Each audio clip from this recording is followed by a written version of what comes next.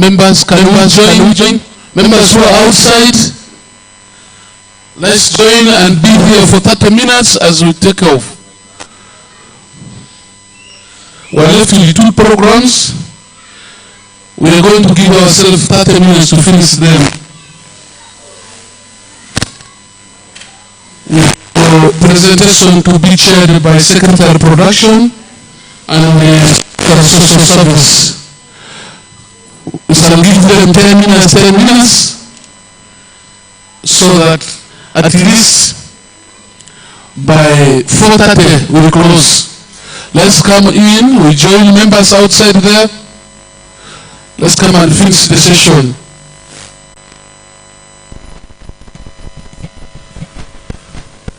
Brother Sam, the next person must come and help us. We take off. We take coordinator. If he is there, you invite him. The next presentation is from the CSBAG project coordinator. CSBAG project coordinator.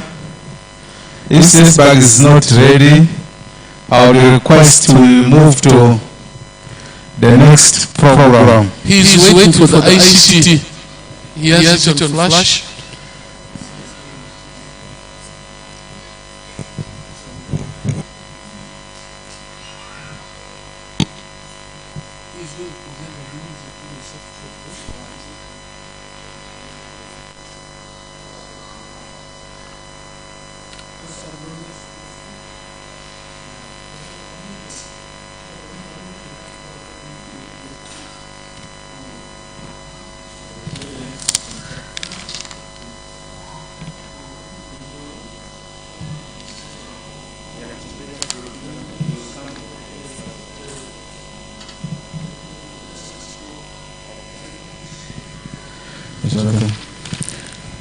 Members,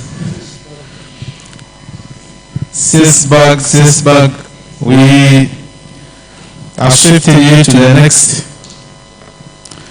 next program, and we are also shifting the discussions after the 3 presentations. Now let's take note when the facilitators are presenting. Discussions will come at the final, after the final presentation by UNCRA, Head of Sub-Office Arua. The Honorable Division Mayor will step in during the time of discussion. I therefore invite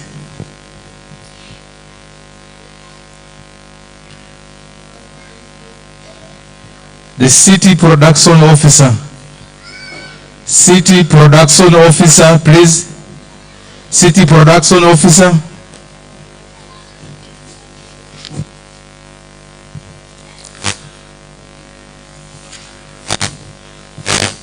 Thank you very much, MC. As I leave the platform to Secretary of Production and Marketing. Thank you very much for the support. Thank you. Thank you, Honorable Chair. Honorable Chair, members, let me respond to some of the issues that members raised. Remember, we encouraged those whose hands did not catch the eye of the session chair. Please, you keep on sending your concerns.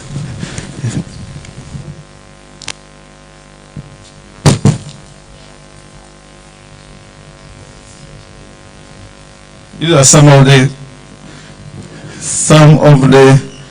issues that were raised. This is from ZOA West Nile program. The concern, the city and the Arowa district is encouraged to partner with ZOA in We Are Able project. That is 5 years that looks in disability empowerment.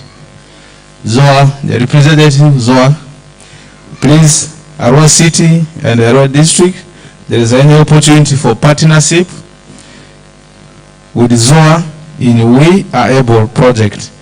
The 5 years project, and it looks in disability empowerment.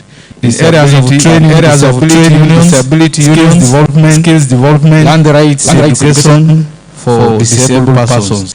And this was raised by the ZOA representative. Let's take note of this. I think it's a good gesture. We have a concern for human capital development. That was raised by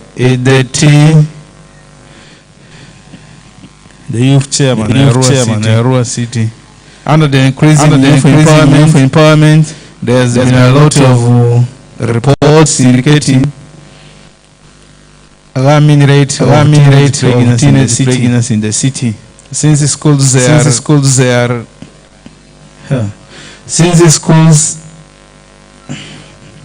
are opening, I hope the handwriting is not clear.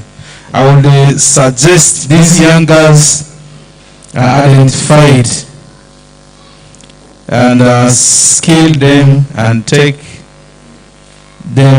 others back. Arua technical again to be taking technical works in the Arua city. I highly agree with that. Let it be worked upon quickly so that the skills of youth are developed and can encourage, still motivate more youth to join technical schools. This was by the chairman, Arua Youth Chairman, Arua City. This is from Honorable Eriko, Youth Division. In the presentation of the city planner, there is a directive to award construction contracts to the Army Brigade, effective financial year 2021-2022.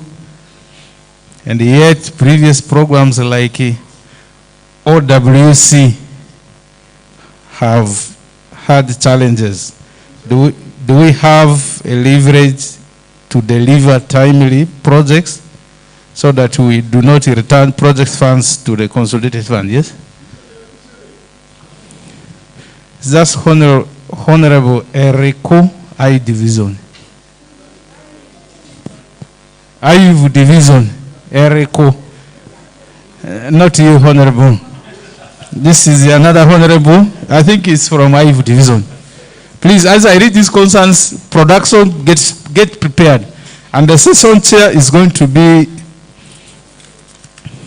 the session chair will be Honorable Secretary for Production and Marketing. The session chair, please, can you kindly take your seat? Time is not our best ally. Please.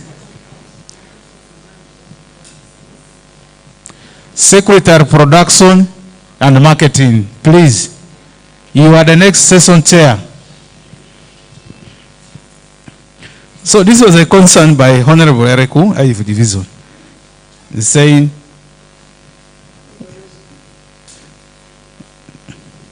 that the directive to award construction contracts to the Army Brigade. I think the statistician was clear when he was presenting. Those are some of the policy issues that we were talking about. A directive is a directive. You will guide me. And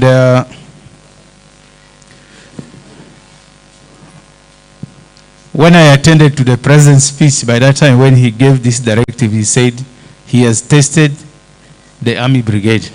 I think let us not judge the book from the cover. Let's have them. And that is a directive. All construction projects under education and health will be undertaken by the Army Brigade. Let us sound clear. It's not a word, but it is a directive. Let's keep it clear. No, Honorable, we may not respond to that. It's a directive. This is from Odama Habat. Theme: industrialization for inclusive growth, employment, and wealth creation strategy as follows. Economic recovery to increase production, supply of goods, services, and boost aggregate demand and internal market access, sustaining livelihood, investment key. That is from Odama Habat, the Vice Chair, Arowa Market Vendors Association. A member is requesting the participants to equally give solution to issues raised. It is a consultative. Let us be participating. It is a reminder. This is from Edaku David, Arudifa, challenge roadside vending. My input: let the city construct more small outside market within the rural city divisions into modern class so that the roadside vending can be controlled but not chasing. Please, Secretary Production Marketing, Arua City, take the seat. We are waiting for you. You're the next session chair on agro-industrialization, manufacturing. We'll skip Paris development model. We'll skip that for the interest of time. There is a full program funded for Paris development model. Members, I encourage all of you to attend that training. There's a full funded program for Paris development model. The senior economic planner will be in charge. The programs will come. Yes, there is a funded, I am speaking from the source. So there is enough time to internalize Paris development model. All of us want to impress this program the president has brought to us. That let's all be productive right from the grassroots.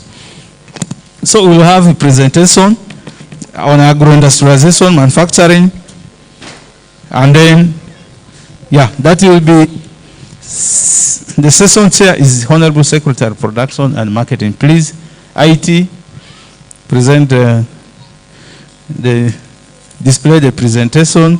This is, we are saying this will be handled by community. Increase the budget of the youths, because we have little budget. We have Honorable Councillor representing youth. We have male and female. Please take note of this. When the budget discussions begin, that is the time where you will have your input. Please, the two honorables for youth, male and female. There's a question here, issue here raised for you, that increase the budget of the youth. There's another concern here, suggestion about garbage management. I think there is a need to install dustbins in the key areas where garbage is much. Arua City should also enforce more in keeping Arua City clean. Campaign sensitization can also be done. Yes, we have garbage bins. Our challenge has been that our brothers and mostly our brothers of Tongilwa, they have been a challenge to us by also removing these street bins. Please let us be all members to protect those. Section 4B of the Local Government Act, Arua City, a city division be equivalent to municipalities. 94A, a city division shall establish a city division contracts committee. Why not adhere to this, please? The act is under review. We've not gotten our city act. All this is scattered.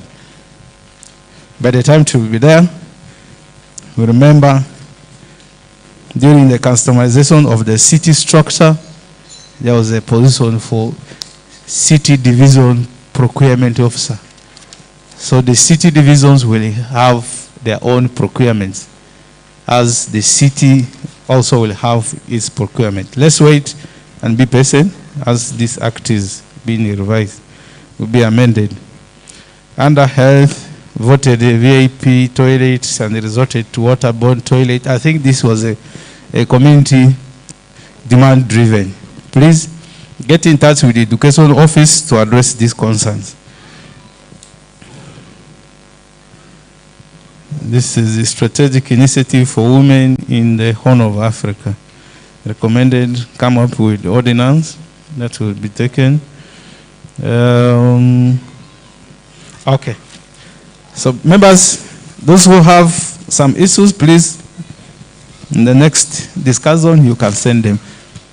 Senior Production Officer, please come and take. let us maintain time, 15 minutes, session chair, for this program. After that, we will have community mobilization and mindset change.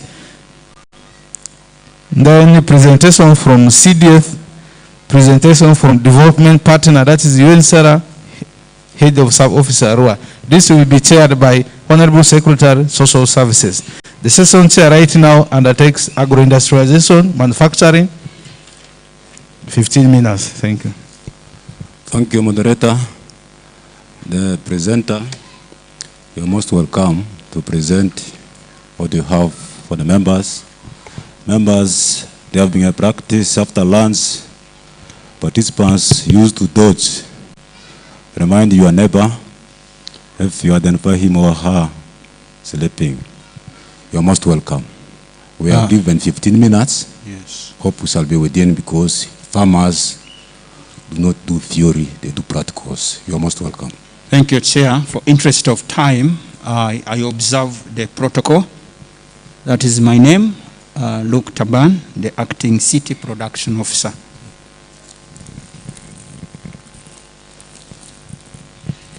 Next slide. That is the outline of my presentation. It is hinged on agro-industrialization. Look at the program objectives. Next. That is the background. You know, Uganda is one of the sub-Saharan countries that has agriculture as a key economic sector, and majority of livelihood relies on agriculture, apart from providing raw materials for growing industrial sector, which is mainly agro-based. So based on that background, our strategic direction is agro-industrialization as a key development program. Next. Our vision is a competitive, profitable, and sustainable agricultural sector. And the mission is to transform from subsistence farming into commercial agriculture. The program goal is to increase commercialization and competitiveness of agriculture production and agro-processing.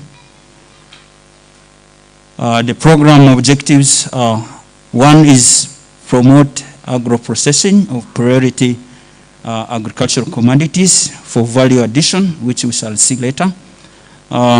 Two, to promote urban farming in order to improve nutritional status of urban communities. Three, to enhance income of urban households through urban farming. And also to provide agricultural extension and advisory services delivery for appropriate knowledge and skills of urban farming practices. To provide employment opportunity for vulnerable groups such as the women, the youth, who can be engaged in backyard farming. And also to scale up farmer institutional development and profiling of existing farmer institutions and groups. Also, we intend to provide farmers linkages with financial institutions for financial services. This is clearly enshrined in the PDM model. Then to support and implement government programs aimed at promoting wealth creation and poverty eradication. The program, as I said, is will hinge on so much on agro-industrialization and manufacturing. When we look at this, there are setbacks linked to agro-industrialization. One of it is low agricultural production and productivity, poor storage infrastructure and post-harvest management, low value addition, poor market access and low competitiveness of agro-based products for domestic, regional, continental, and international markets.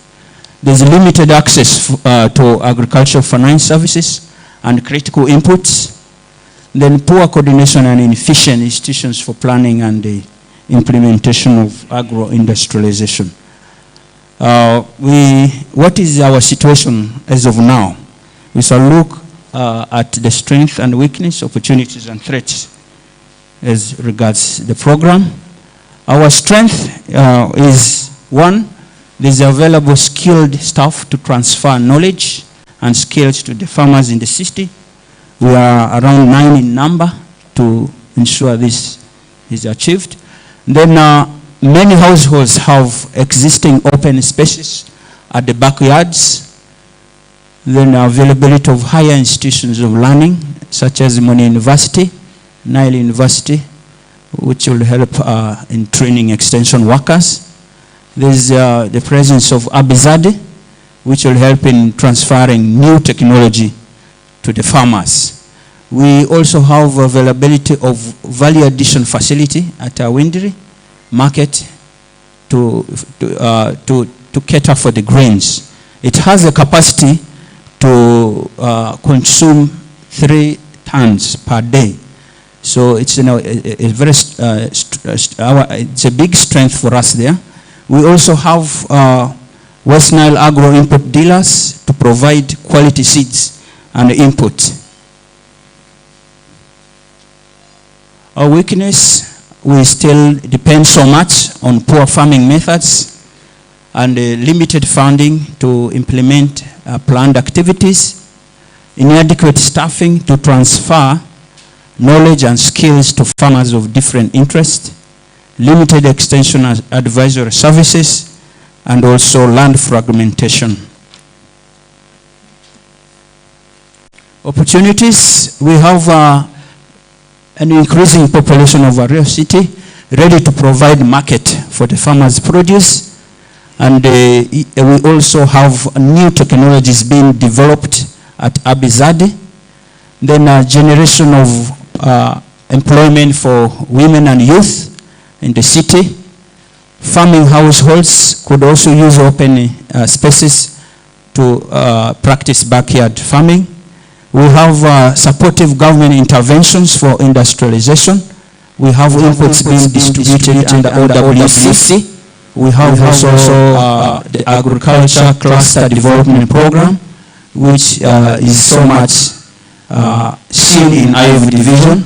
Here, the farmers are given inputs, and they add on, the government adds on, and we shall see more in the next slides. Now, our threat, the most important is the fast-moving developments may likely take up all open spaces in the city, and the land available for agriculture will be very small. Next, key development concerns are: one, low involvement of households in urban farming in Arua city, and we need to address this. Low agricultural production and productivity in urban setting versus rural setting. We can't do a lot of agriculture in Arua Central compared to IV division. There's an increasing number of households that are food insecure, and yet alone the issue of poor mindset of households towards agriculture. There's also low marketability of agricultural produce due to use of low quality inputs. Reliance of urban communities on food produced from rural areas. Then low adoption of new technologies developed by research. There's limited marketing infrastructure for urban farmers, and also poor observance of government regulations. Interventions to address these development challenges include: one, Presenter. Yes, please. We are left with 5 minutes. Yeah, I'm about to finish. Interventions, the key interventions include mobilizing of farmers into farmer institutions, This will be so much impressed in the PDM and changing the mindset, linking them to financial services and ensuring quality agro inputs. Next. Increasing uptake of new technology and construction and rehabilitation of markets, promoting agro-processing of agricultural produce, and supporting formation of farmer cooperatives and associations are key areas that we need to venture in. Yes, next. Introducing technologies for intensive and semi-intensive livestock production, and also establishing greenhouse demonstrations, acquisition of equipments for vaccines, and recruiting more farmers in the agricultural cluster program, especially in the IF division. Next. Introducing, you have not gone to the next slide, please. The Paris development model is yet also another intervention. It has 7 pillars, and pillar 1, number 1, is production, storage, value addition, processing, and marketing. This is where agro-industrialization is so much dwelt in. So next slide. Next, these are the pillars which we shall handle later. What have we done as regards implementation of PDM in Arua City? At the division level, there's a sensitization which has been done in both divisions. We've been using the draft guideline, and also the Paris development committees have already been formed, and it is ongoing in the IF division. The composition of the PDCs is around 13 in number. These are the key commodity areas which will drive the program to achieving its goals. We are familiar with these ones, and the priorities include producing producing animals under OWC, poultry also under OWC, the fish farming. We intend to get this from the OWC program.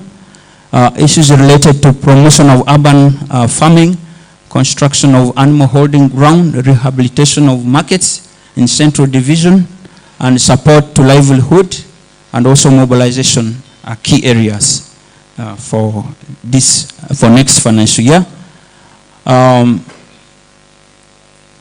Promotion or acquisition of poultry cages, solar powered irrigation equipment, technologies related to pasture preservation, and carcass transportation are key in the meat value chain.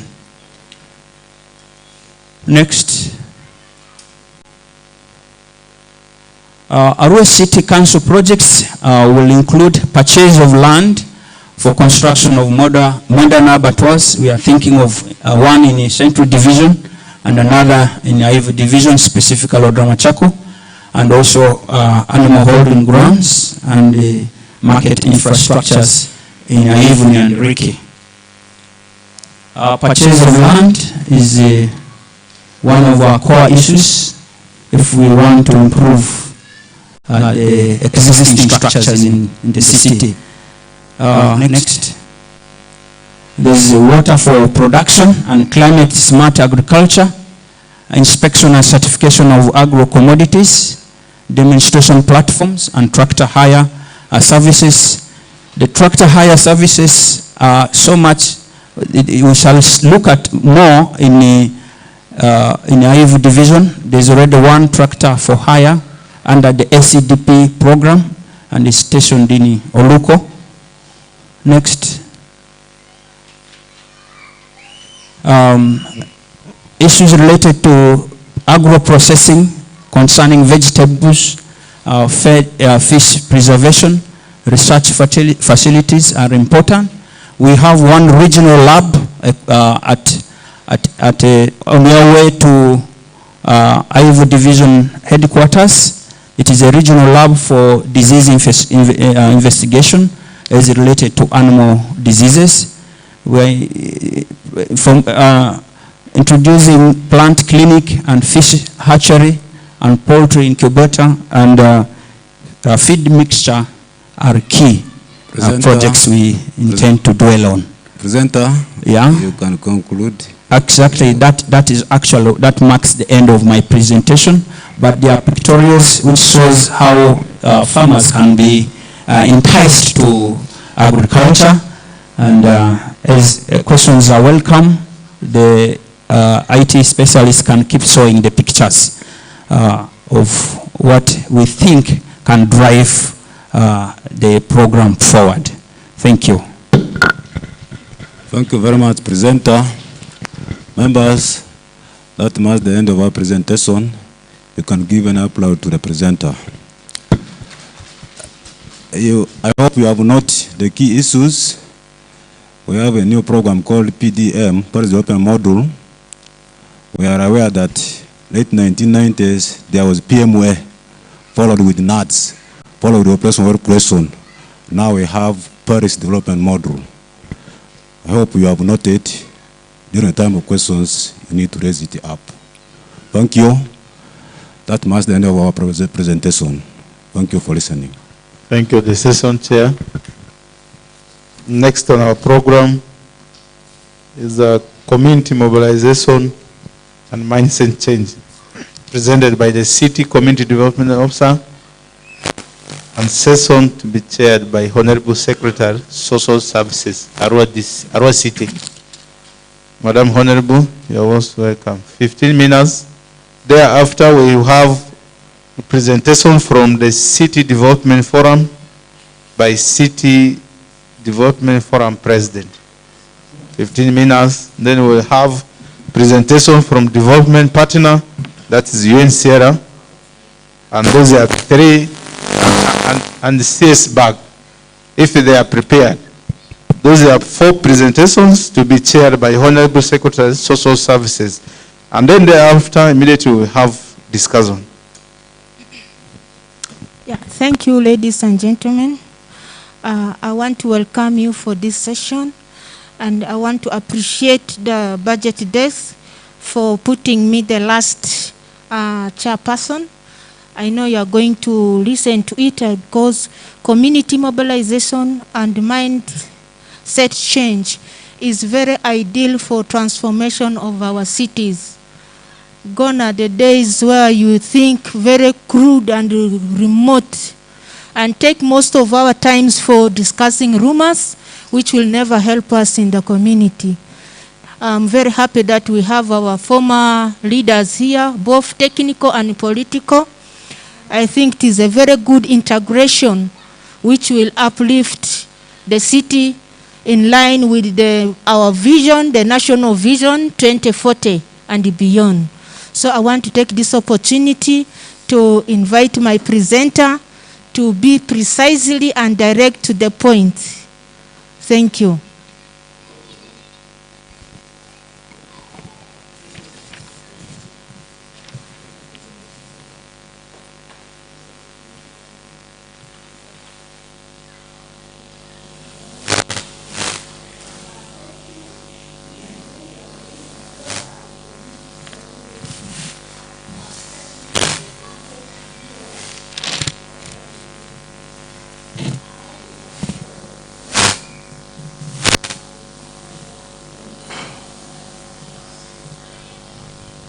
Thank you.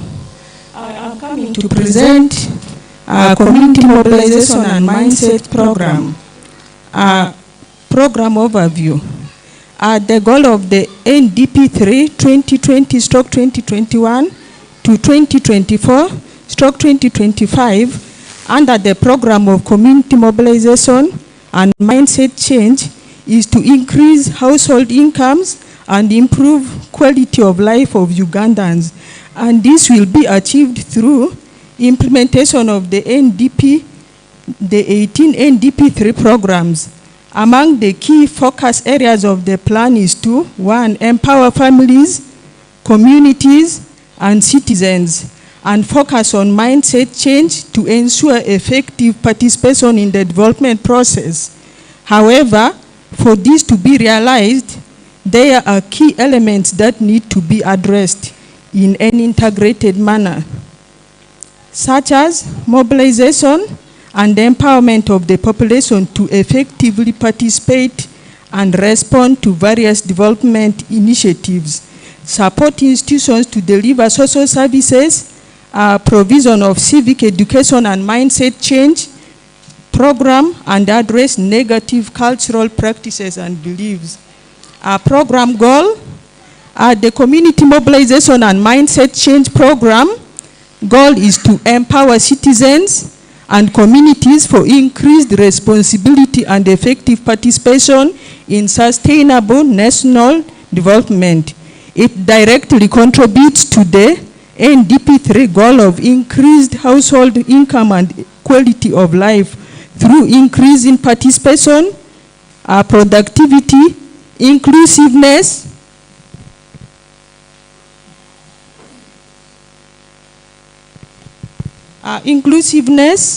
and social well-being of the population.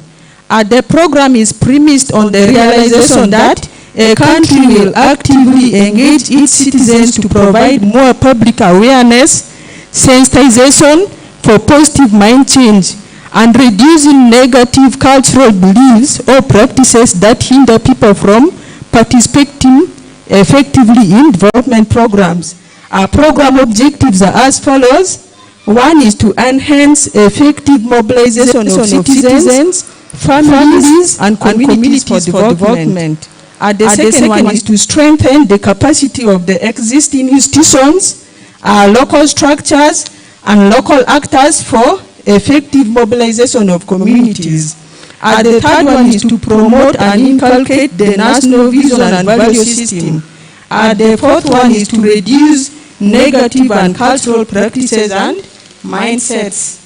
Our achievements, one of our achievements here is there has been increased proportion of families and communities informed about national and community programs from 30% to 60%. There is also increased level of participation of families, communities in development initiatives. It has increased by 50%. And there is also increased media coverage on national programs. And then there is improvement in household savings and investments. There is also social cohesion and civic competence has greatly increased from 40% to 65%.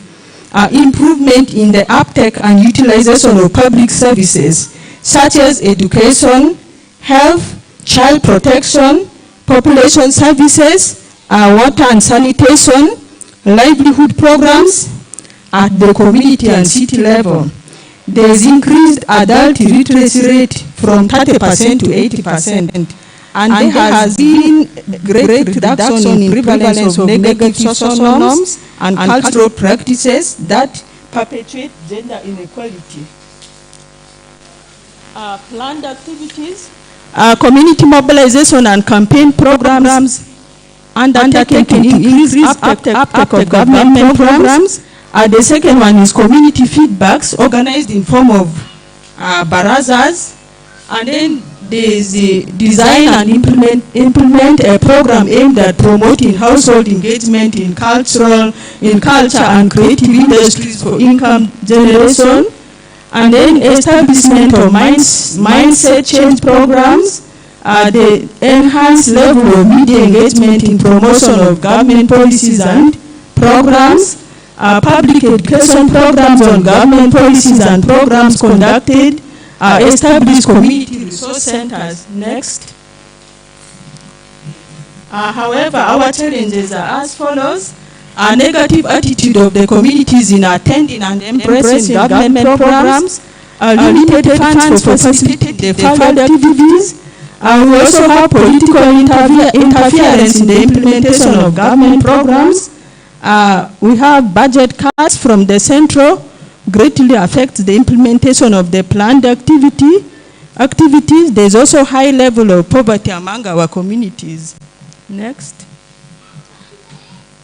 As community services, we have come with the following recommendations. Conduct awareness campaign and enforce laws enacted against negative and harmful religious and cultural practices. Design and implement programs aimed at promoting household incomes, and then equip and operationalize community mobilization and empowerment institutions and structures for effective citizen mobilization and dissemination of information to guide and shape the community mindset and attitude. Reactivation of the FAL groups and reduce literacy level in the community. Integration and mainstreaming of gender issues in all programs implemented. Capacity building in gender mainstreaming and income generating activities. Thank you. That is the end of our presentation. Thank you very much, Madam Presenter. Thank you for being very brief. Honorable members, I think she has given a highlight. I'm happy that this budget will be discussed, will go back to you for scrutiny in committee. So I think some of your issues which were not captured here, not presented, especially the youth, elderly, people with disability and women, our issues are going to be discussed at committee level. And I urge during that time you should always be present, because no one is going to push issues on your behalf. You are representing cross-section of people who are eyeing at you, who are expecting service delivery. Thank you. Let's join hands and appreciate her. Thank you. The second session is a presentation by CDF. This is City Development Forum President. They play a very great role, especially during implementation of USMID program. Minus them, you are likely to lose marks. That is why we feel we need a presentation from MDF. So, Mr. Presenter, Mr. President, you are welcome for your presentation. Thank you. Thank you, Honorable, who is doubling as the session chair. Ladies and gentlemen, I would so much want to say that I honor the protocol and keep it intact. My name is Rechabo Trinity Caesar. I already introduced earlier that the CDF, or City Development Forum, may be a new concept to those who are joining us in the urban setting. But the development forums have been existing in the municipalities. One of the 26 development forums. And we have actually made the 10th year as of this year. I'm making a presentation on enhancing communication, transparency, and accountability mechanisms for effective service delivery in Arua City. We are looking at the key role of all this, especially the people who are in government, is to ensure that service is delivered to the people. And as the forum, we have realized that service delivery could be at its best if we zero on three important factors. One is how best do we communicate as the lead actors. And secondly, there are issues of transparency and accountability. If we can step this up, if we can better the way we communicate as the city authority, as the people who are in a position to drive development within the city, then we are good to achieve better than what we have achieved. One thing we know is access to information is a right to all citizens. But how often do we get updated with programs that are happening in the city? One example is we have the value addition project, which has just been completed. But there are so many farmers who do not know about this kind of progress that is being made at the city level. And so for communication is key. Transparency has been the biggest challenge. Accountability is not difficult. Most Ugandans are good at accounting. You give them 1 billion, they can account it proper.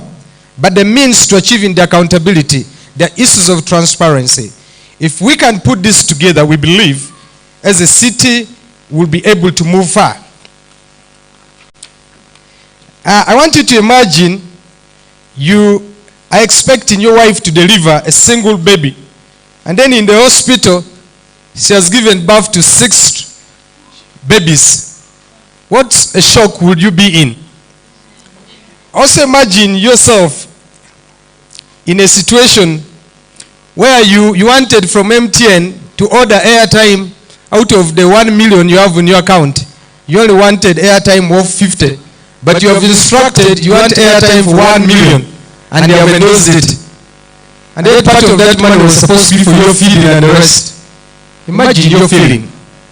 And in 50 years, in 2050, according to UN population prospects, that the population of the entire world would have well doubled.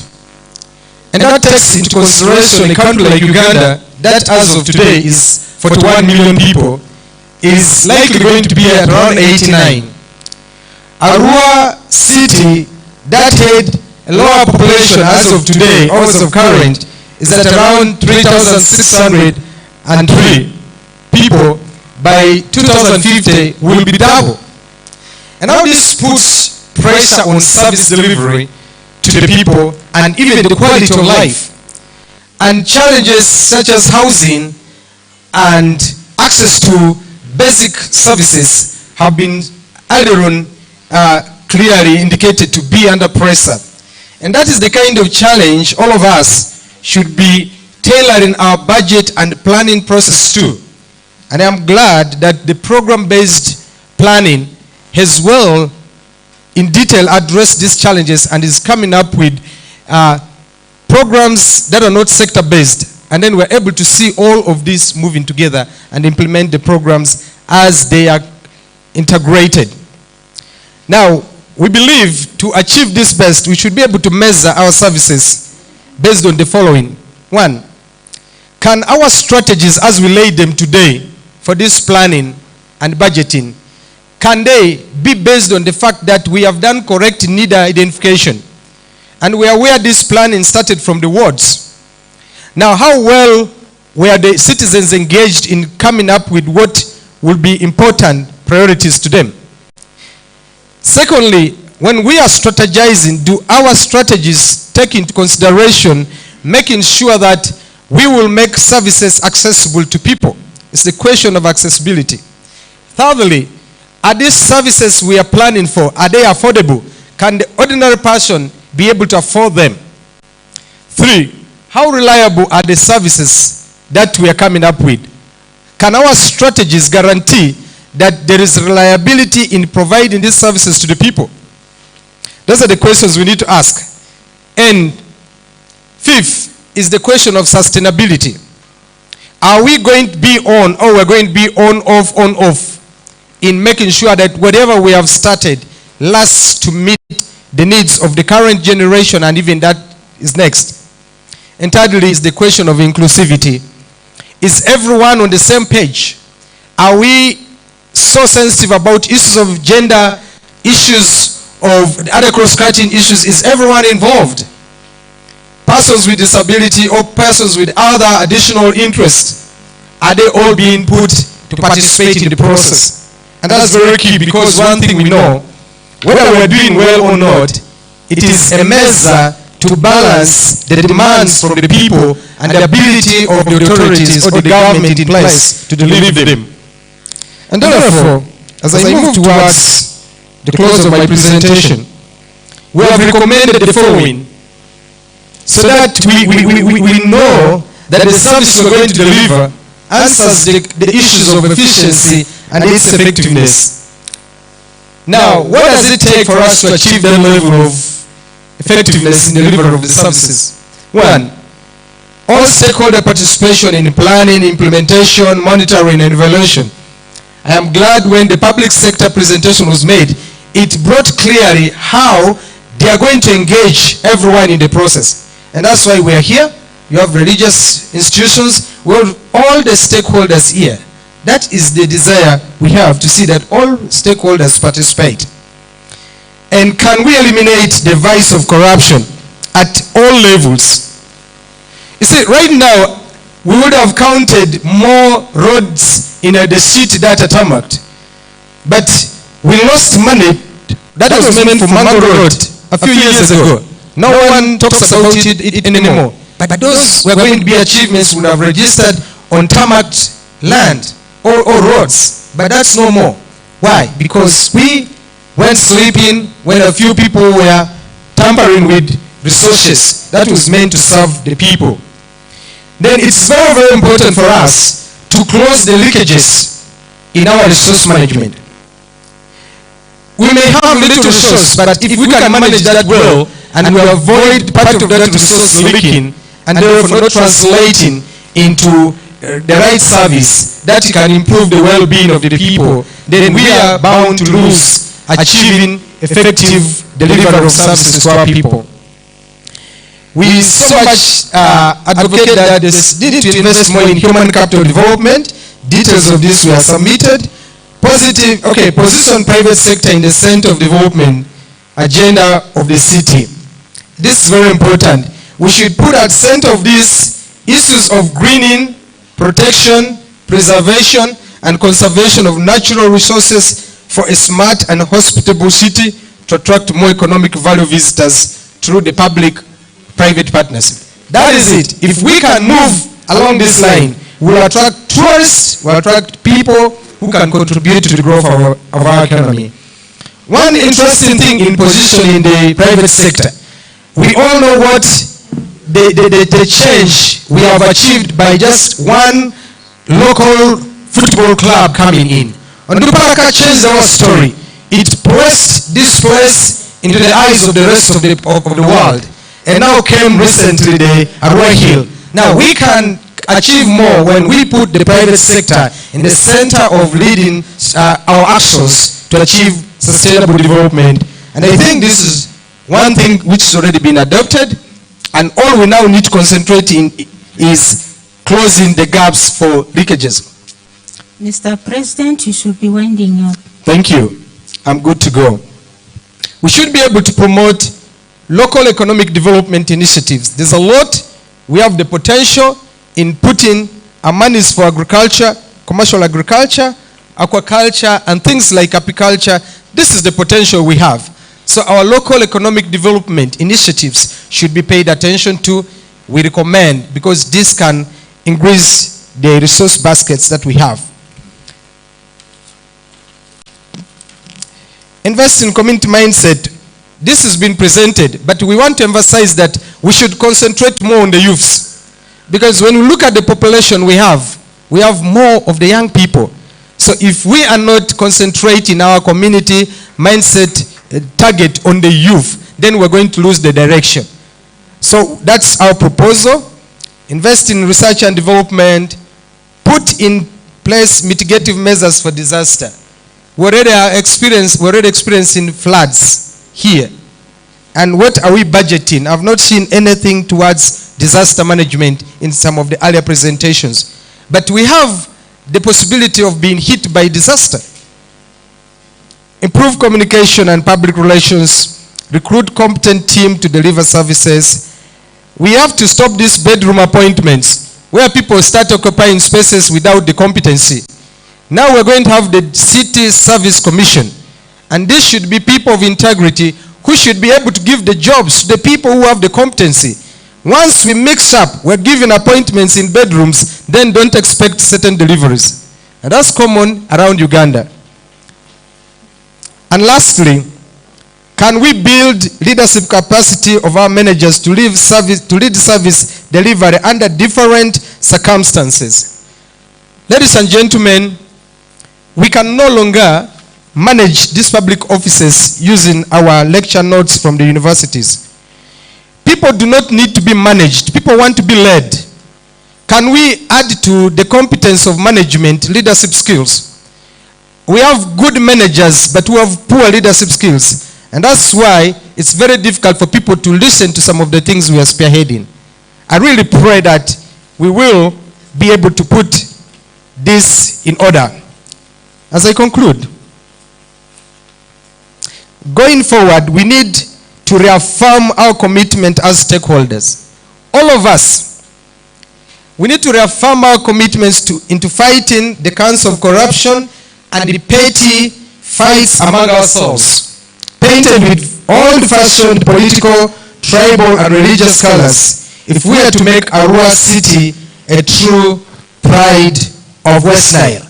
We must stop these fights among ourselves if we can desire to make this the best place for all of us in West Nile. Thank you, and God bless this mighty city of opportunities. Amen. Thank you very much, Mr. President. Ladies and gentlemen, you will realize that his embassy has been on good governance, inclusive management and service delivery, transparency, involving the youth.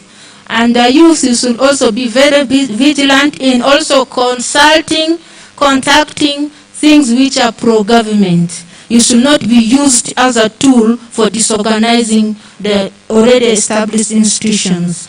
I want to appreciate you.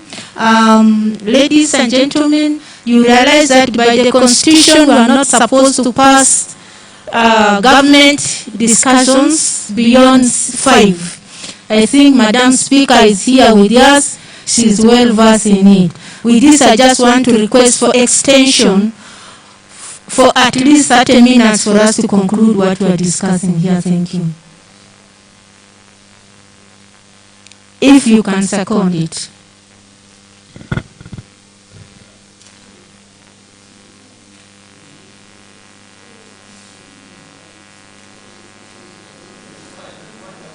Okay, thank you, Right Honorable. We have been permitted by His Worship the Mayor, who is the leader of this institution, political leader. I want to appreciate you in this special note. We have now representation from development partners. That is UNHCR Head of Sub-Office, Arua. If he's around, please. And those are the partners we badly need. We want to know their work plan because of urban issues. We have a lot of urban refugees here. We really wanted to know exactly their contribution towards the city.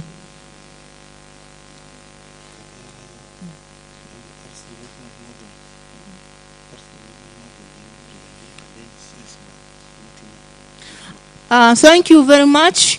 If we don't have any representative from UNHCR or OPM, I'm inviting our presenter from Paris Development Model to come and give us exactly what we are supposed to do as far as the project is concerned to avoid Paris Development Model. Presenter, please. I've been reliably informed that the presenter is within. So we are expecting him to give us a presentation.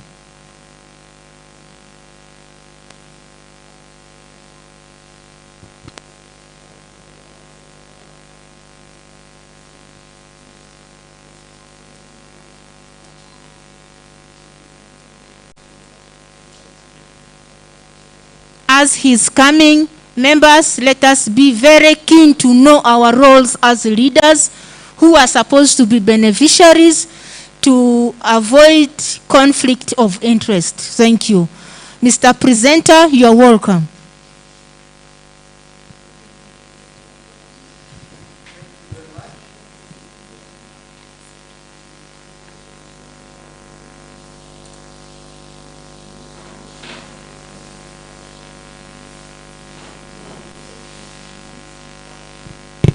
Okay, thank you.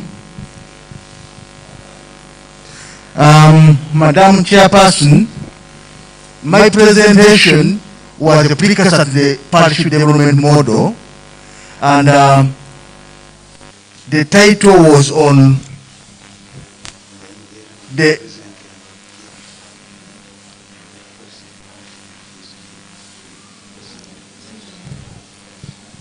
1 minute.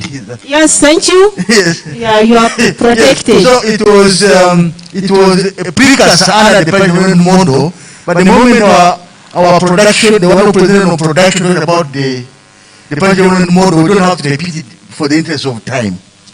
So we have this presentation which talks about post-COVID-19 pandemic era. Very, very important. As Arowa City, regarding the need for improved efficiency, effectiveness for service delivery. Now here, this is a short presentation about 10 minutes, which talks about the post-COVID-19 pandemic, the need for greater efficiency and cost reduction in local government service delivery. Post-COVID-19 era, what does Arowa City need? Very, very important. Then post-COVID pandemic era, we have been talking about private participation in the development of Arowa City. We have a model which we have developed, and we're also going to share it with you. And then about our farm, I come from a company called Devinovit Associates. It is located in a Diofe trading center, but we have got a model that is for post-COVID. How does the private sector like us partner with Arowa City to develop? That is what I'm going to be presenting to you. Now, as an introduction, since the introduction of the decentralization policy in 1992 by the Ugandan government, the following has happened. One, local governments have continued to experience financial pressures. Then programs such as operational waste creation aimed at increasing household income have been introduced. Establishment of new local governments that are aimed at taking services near to the people has happened. Then there's further immense financial pressures due to COVID-19 that has heightened the need for local governments to adapt their strategies to the realities of the time. Then introduction of NDP3 program-based planning, budgeting, implementation, monitoring, and evaluation is key. It has changed the way things work. And then that's the introduction and implementation of the parish development model. All these issues call for greater efficiency and cost reduction in service delivery. If you don't focus on cost reduction, efficiency and service delivery, you are doomed. You are not going to move so far. So therefore, the way services are administered and delivered need to be rethought if Arowa City is to secure a fair recovery that is focused on improved outcome for every resident in the city. Two, despite the challenges above, it is common knowledge that Arowa City has tried its level best to deliver services. However, it is becoming increasingly clear that improving efficiency and effectiveness of public service delivery must be a priority. Efficiency must come in. Post-COVID-19 pandemic era, what does this city need? What does Arowa City need? One, Arowa City needs to reevaluate its strategic thrusts through an integrated planning approach in line with NDP3, with a particular focus on the parish development model at the center stage. It's not, you have the parish development model at the center stage, but then you have some other programs coming in. But parish development model at the center stage. Meaning that you really have to reevaluate your strategic thrust as a city through an integrated planning approach. Arowa City must have a redesigned and well-elaborated future development strategy with requisite bankable funding proposals. Since morning I've been here sitting, your worship, a lot of ideas are put there, strategies, but are there very well written and developed bankable proposals you can sell? You can walk in with your briefcase and say, I have this, I want to do this, well costed, and this is what I require. So it is very important that now in the post-COVID era, you need to have this. Requisite bankable funding proposals based on local priorities.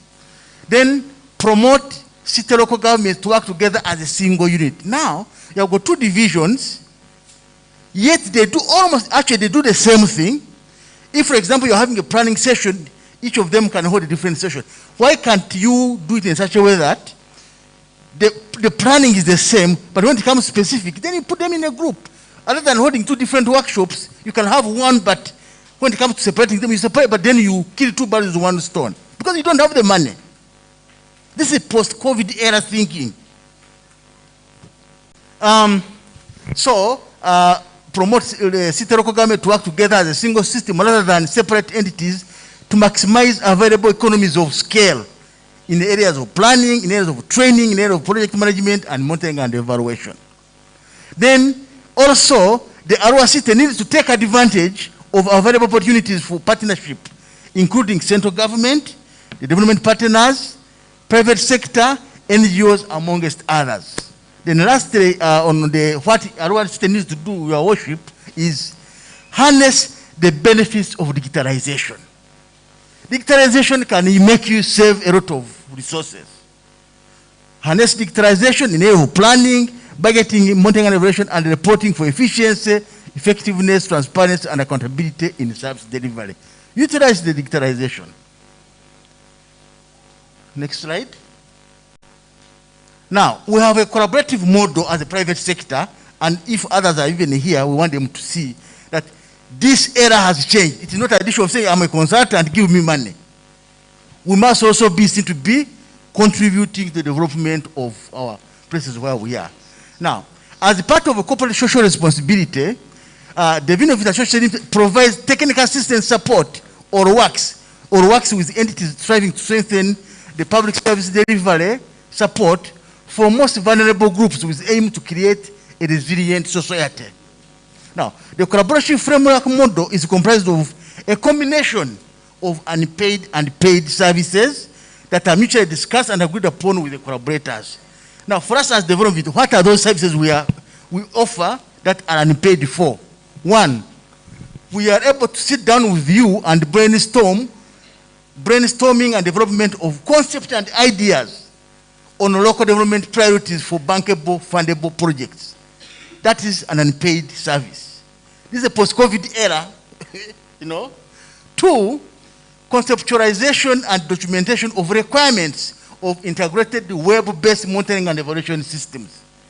Sit down with you, conceptualize the entire M&E system and document it properly for you to implement it. That is also free. You should be seen that you're also contributing. You should also be winding. Yes, I'm winding up. Actually, this is the last slide. Then, participation and contribution in planning and budgeting for, like now we are here participating. That's another, nobody paid for us to come or what. But it should be seen, we come and also contribute. Introduction of research-based management principles, because which enables a lot of saving for the institution. We also support that free of charge and paid. Introduction of digitalization, digitalization of operations and services, we are able to support that as well, because we are here in Arua. Development of data collection tools for various studies. If the city wants to carry out studies, we sit with the team and develop data collection tools with them free of charge, you know. Then development of data collection tools, yes, then communication and advocacy. One of the biggest challenges, your worship, is communication and advocacy at different levels. Is core to the development of a place like this. That one will also build the capacity free of charge on the communication and advocacy across the board. So as I said, I'm not going to talk so much because we are located in a DOF trading center. We are around with you. We are a company which was incorporated in Uganda in 2007. We have all these experts and all that. I don't have to mention a lot of, to waste a lot of time. But some of our key clients, we work with the National Planning Authority. We work with NADS and Operational Waste Creation. We work with the Ministry of Finance. We work with the Ministry of Agriculture, name it. With this, next slide, I want to end here and I thank you very much. Thank you. Yeah, thank you very much. This has been the last presenter. I want to appreciate you. I also want to request the planner, when honorable councillors will be getting another opportunity for training, I think you include him as a presenter for us to get the component and grasp what is really meant by COVID-19 post-pandemic era. You also, all of us have known what COVID has done for us, so we really need to prepare and see that we really work against it. I want to appreciate everybody. I know you have been taking notes. I think this is soon going to be a session for questions. I want to appreciate my honorable councillors. They know that they are going to have their input during budget scrutiny. I want to thank you. Since morning up to now, you have been so obedient. At that time, your time will come and you will be in charge. So let us appreciate those presenters in a special way. Asante sana. Nyongeza tena. Kwangu pia. Thank you very much. So we are expecting questions. We should not repeat ourselves because, you know, time is not the best to our ally. We still want to observe the curfew time because some of us are going very far. So I wanted someone to be moving with the microphone to the participants such that we get exactly their input, which should be embedded for implementation. Thank you. Mr. Planner.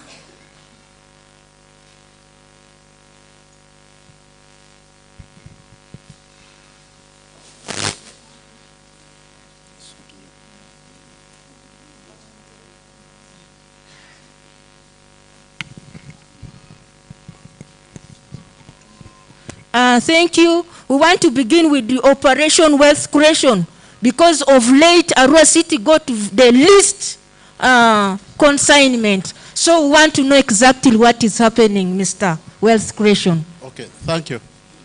I wanted to add on what Dr.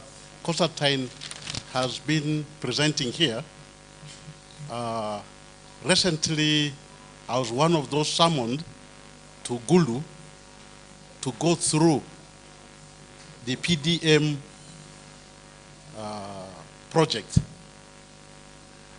Apparently, we observed that whereas PDM has a strategic oversight body comprising of the Prime Minister's Office, Ministry of Finance, Agriculture, local government, Operation Wealth Creation at the oversight level.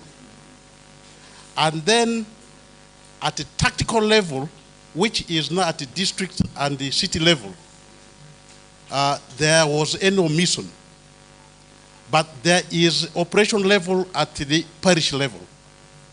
So I wanted to bring to your attention that at district levels and the city level, there's supposed to be a parish development, district or city parish development committee comprising of a replica of the committee at a national level, which includes the MDAs and some of the stakeholders at the city level, which collaborates and coordinates with the MDAs and non-state actors, state and non-state actors at district level. Their role is to monitor and evaluate the activities of all the parish models in the city. They will do inspection functions. That's main time. Yes. Which includes investigations, supervisions with the relevant departments. And my request here is that immediately the city leadership here constitutes the city parish development committee, which will be co-opted to the technical planning committee of the city to ensure efficiency, effectiveness, and control at the parish levels. Yeah. And if that is not done, people are going to mess it at sub-county levels and at parish levels. Yes. So it is a priority that this committee should be constituted immediately as the more guidelines are going to flow down. That's what I wanted to thank you. It has been a supplement and a request. I know you're also going to play your role in that part. Selection is a problem. Now I'm going to take one representing the people with disability, youth, and private partner. Yours will come. Let us give what has been transpiring during presentation, okay, which will be captured for implementation. We should not bring things which were not discussed here. Okay, thank you. Thank you, Chair. Jacinto Angtoko, my names. I'm the chairperson for Arua City Union of Persons with Disabilities. I want to thank our officer for the presentation on community mobilization and mindset change. I just want to submit that I have a document here for persons with disability. Our request to this city council in the next financial year 2022-23. Through our councillors, they are going to submit this document. I'm not going to go into the details. And recently, with my councillors and our friends, the partners, we undertook a local census of persons with disability in Arua City. This was on the 19th of October. And our preliminary report shows that we have about 4,904 persons with disabilities in Arua City. Pajulu is the one leading, followed by Oluko, followed by Adomi, followed by Dadamu, followed by Manibe, followed by Aroi, followed by Ivuni, followed by Rivoli, and lastly Arua Hill. The details, you'll get them in this document, and that is it. Thank you very much. Okay. It's good that you're always organized. That's why you very fast benefited during the recent intervention. For Arua Hill and Oli, let us refer to Central Division. Because if we continue segregating like this, but as you do it, we capture from both. No, this is for the entire city, both Central and IV Division. Okay, thank you. But I've gone by the former local governments. Thanks for the submission. So this is important. Thanks for now, submission. one other minute, the former mayor who sat here, that is the Honorable Charles Asiki, left two questions here. Why has the solar street light project on Oluko Road stalled? And then the second one is, where has the physical plan for Arua City, sponsored by UN Habitat, been shelved? Is it going to be developed or not? Members, I think, let me hope you are capturing the questions and you should be ready to give the answers. The very last is about Berifa, which was called here Arua Central Forest by the Environment Officer. 8th Parliament, 9th Parliament, 10th Parliament, 11th Parliament, no degazettement. And the alternative land was got at Logiri, environmental impact assessment, all these things were done. This is now from me. What is the bottleneck to the degazettement of Barifa, which is called Arua Central Forest Reserve? Thank you very much. Thank you very much. This one is captured. Unfortunately, I don't know if we have parliamentary representation here, which is very unfair for this city. Thank you. Mr. Utukubo, you, let us be very precise. Thank you very much, Madam Chair. One of the cities we have not talked about in this budget conference is the Arua Airport. There were plans to do Arua Airport into a modern airstrip. I think it has stalled. The way forward should be, why don't we have a public-private partnership open so that people come and they become stakeholder in developing this great, also revenue-generating activity for the city.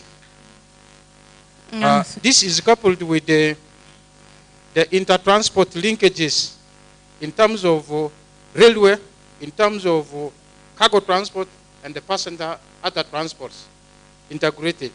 Number two, there was a mention about industrial park for Arua City. I want to clear some air. It is true, we have the will to give land as the West Nile Cooperative Union and the affiliated societies. And I'm happy that Honorable Wadisam Nakua is the city mayor who actually started this process when he was LC5 chairman. I can recall he wrote to me. The way forward is that I had requested for a meeting so that we start this process. I have already briefed the leadership of the union, including the Registrar of Cooperatives in Kampala, and the minister respectively. The way forward is a public-private partnership, win-win arrangement. That is the only small thing I want to say. Thank you. Message. Thank you very much. Thank you too. Youth, be very brief. We give to the industrial. Can I have liberty to give this to the youth? Yeah, time. We are managing time.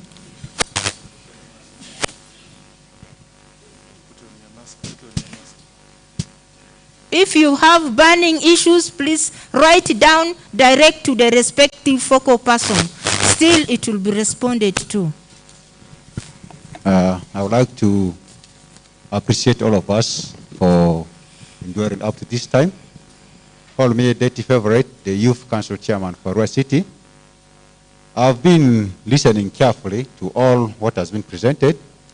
And if I can remember, most, or if not most, but many people were saying that there need to be focus directed towards youth. And if you look at the government programs, like the PDM, most of them, something has to be dealing with the youth. On the issue of Paris Development Model, I will request that let there be a kind of proper training or a highlighting of this program for the youths. Because youths, they are very dynamic. You can see how other programs, the government programs that we are directed towards the youths, how they have been failing. Just because the youths, they are just involved at a certain stage, not from the beginning. They're involved when they're implementing, making them to enter into something that they don't know. Then at the end, they mess up with the things. So for this Paris Development Model, it is a very good and proper thing that will really develop the youths. I would suggest that when the development is going to be rolled to the parishes, let the youths or that particular beneficiaries, let them be briefed properly before something goes to them. It's captured, I think. I don't think there's any program which is going to leave the youth outside. Then lastly, many times we talk youth inclusion, but we have the leaders, and most of us, we don't see ourselves being actively involved. Once some of you are unapproachable, we reach to people, you pay no attention. We don't get attention. And you talk of youth inclusion every time, youth. But when we reach you people, some of you are unapproachable. Thank you very much. Good enough, you have your representatives at the city level, at all levels. So these grievances should go through them. Tell the particular person who is not approachable, they go to him. Industry? Julie is the name. Thank you very much, Madam Chair. A miracle has happened in this country. The miracle is, some 10 years ago, you will not get honey processed locally. And do you know which is the area which is leading in beekeeping? Arua. Most of the honey which is consumed in Uganda comes from Arua. Arua produces about 7,000 metric tons. But the total production in the country is 15,000 metric tons. 7,000 metric tons amounts to 56 billion Ugandan shillings. And do you know who are involved in that trade? 200 women in an association called Arua Honey Products Association. And nothing has been planned for them. Are we fair? And yet, that is our competitive advantage. Our competitive advantage is in beekeeping, whether we like it or not. And it is happening. Thank you very much. Thank you. I think those are the people we are looking at. Or we shall identify you people. You train the women in groups such that we also benefit from West Nile honey. Aimani Rasul. I only now want our former Honorable Member of Parliament, I need gender. There's a lady there. Thank you very much. Thank you very much, Madam Chair, and everyone. I've learned today that program-based budgeting is very integral. One leads to the other, and that's the way to go. When I listened carefully to the presentation of the Natural Resource Officer, one of the key development issues was and is the waste management and environmental pollution. This is very key and it affects everybody. And when we check down where we are seated, when we came in, this room was perfectly organized. So let's check down where we are. We have contributed to environmental pollution. So the issue is, I'm also happy that mindset change is becoming a new cross-cutting issue. So I am proposing that a lot of investment be done in mindset change. This should begin with the leaders. If at the cream of Arua city, we are like this, what about people who are down there? So we should have investment, a lot of investment in that. Secondly, the presentation done by the commercial officer was very elaborate and highlighted on challenge of the goals. And one of the last challenges of the goal he highlighted was on the income, on the increase in the volume of exports from the figures was highlighted. But what he also explained was this was not the city goal, it was the national goal. As a city, are we contributing to the export of this country? And if we are, at what level? How should we improve it? Thank you very much. Noted. Honorable Member of Parliament, former, then Madam you. I want my staffs and councillors to be reserved because you know where we are going to deliberate. Thank you. Forgive me if I offend you. Thank you. Thank you, Chair, Your Worship, the Mayor, the Division Mayors, plus all the councillors present, the technical officers led by the town clerk or the city clerk. I know time is not our best ally, or our RCC. I'm sorry, I did not recognize you, but I know you are ministers. This is very important. I appreciate all the presentations that have been made.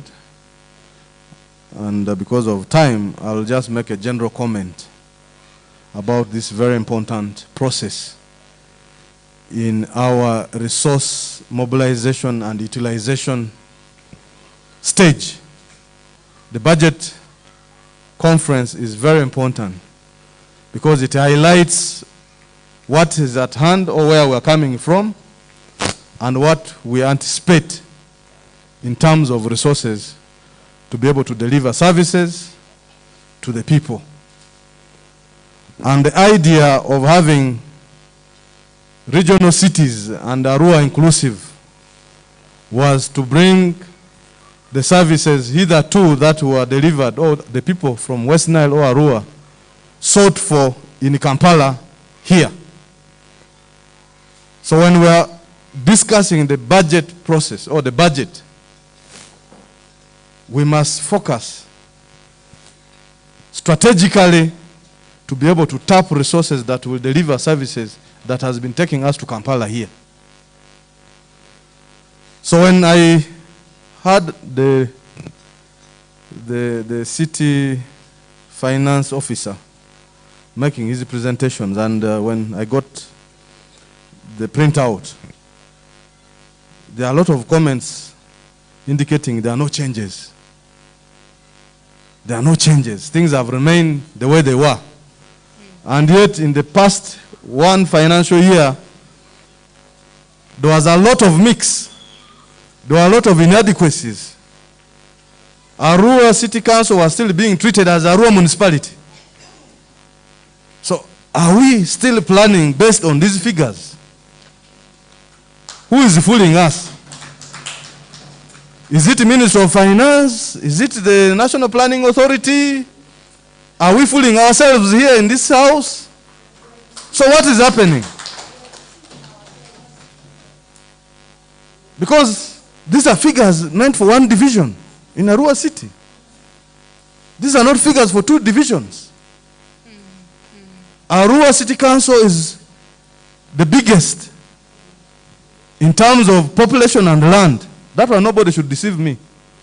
My last submission in Parliament was in regards to the IPF that Honorable Bahati presented before Parliament, where they rated Mbarara highly with over 30 billion shillings for startup and gave Arua, I think, around 20 billion. So how could Mbale, which is below Arua in terms of population and land size, get more money? How could Mbarara, which should be competing with Arua, be a lot more up there in terms of figures? These are issues which this honorable house should be able to make loud and clear. Because these figures are not meant for us here, they're meant for the Ministry of Finance. That's where the money is. Yes, we shall mobilize local revenue. But we also want that cake. Exactly. Uganda Revenue Authority is shooting people here because they want money. They collect these revenues and take there and reallocate. So if we are going to accept no change, Mr. Finance Officer, we will not deliver these services that were expected to be delivered from here instead of us going to Kampala. In terms of infrastructure, in terms of well-being and quality services, in terms of education and health. So my appeal, Bwana Town Clerk and my brother, Lord Mayor, the Mayor of Arua City, and the division mayors, I want you people to be clear like you have been before, to mention it to the powers that be, and our brother who is here for the president, that we demand more. Correct. This business of no change stopped at elections. We now want service delivery, and these services are not going to be delivered by word of mouth. These services will be delivered with the resources, and we contribute in that resource envelope. So we want our share in fairness and justice. So I want to thank you members for giving me an opportunity to come and attend. Mine is not to shout on you, but I feel pain when I see ourselves accepting small things, when at that level, people are distributing big things. So let us start it from here to tell them that our stomach is big, and therefore the things which are going to be given to Arua must be big. I say all this for God and my country. Thank you very much. Thank you very much. Lastly, we have a lady who is going to end our deliberation here. Give your input, and then I relax myself. Thank you so much. Agnes Ukuret is my name. I work with AFC. I just want to make an addition to what the Principal Education Officer and the Deputy Town Clerk had made. We are implementing a project called RMM, funded by Cities Alliance. In October to December last year, we carried out a census of the migrants in the city. And it is evident that they are there with us. We are in the final process to publish the report. We will be coming with it soon. It is important for us to, as we plan for quality services for the city, to keep in mind the migrants. They are also there, utilizing the very services that you have planned for the nationals. So let's consider them also such that we provide a quality service to all, irrespective of the migrant status. Thank you. Thank you, Avis. That's why we said we wanted a representative from UNSR or OPM. Because of Pan-Africanism, we are hosting them, but we are feeling the burden. So we need concerted effort. Thank you. Members, I want to appreciate you. I want to appreciate your input. Those who have sent their contributions, they are going to be captured. They will be embedded in our implementation programs, and those who have commitments with us, we are going to arrange and call for you. We shall make arrangements to ensure that all the ideas which are there, they are very brilliant, which will transform this city. Remember, honorable councillors, we have the youth, we have the elderly, we have disability, we have women, we have workers.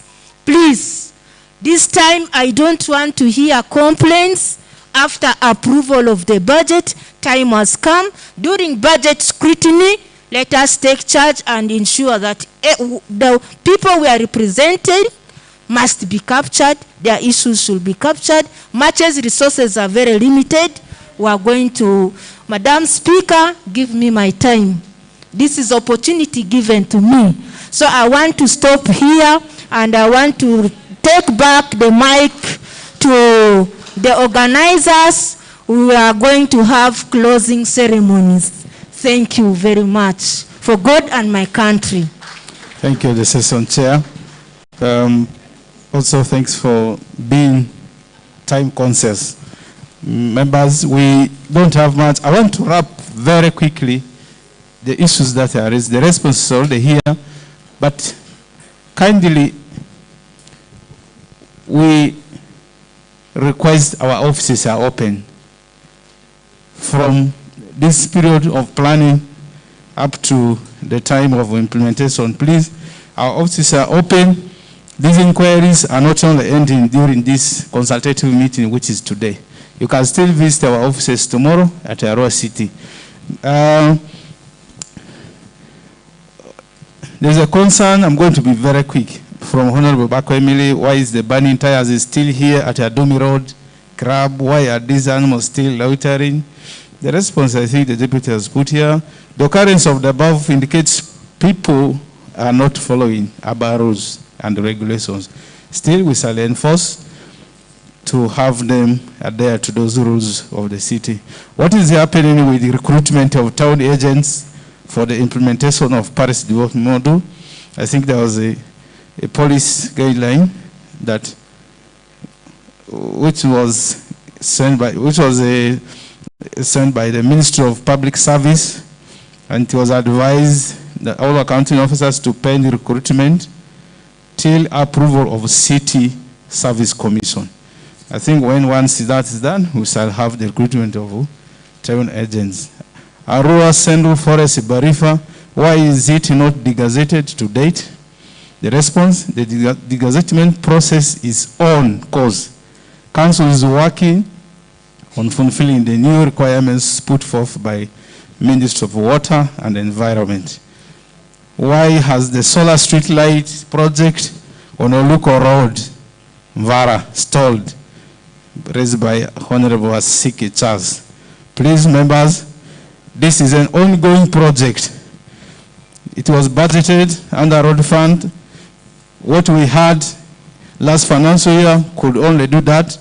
There is already a procurement process going on to have the extension of the solar street lights up to the T-junction around late Abriga's home. It will be covered this financial year. The procurement process is ongoing. Where has the fiscal plan for our city sponsored by UN Habitat been served? Is it going to be there? Yes, still in process. No, still in place, except it has been reviewed because of its midterm implementation. Response by the fiscal planner.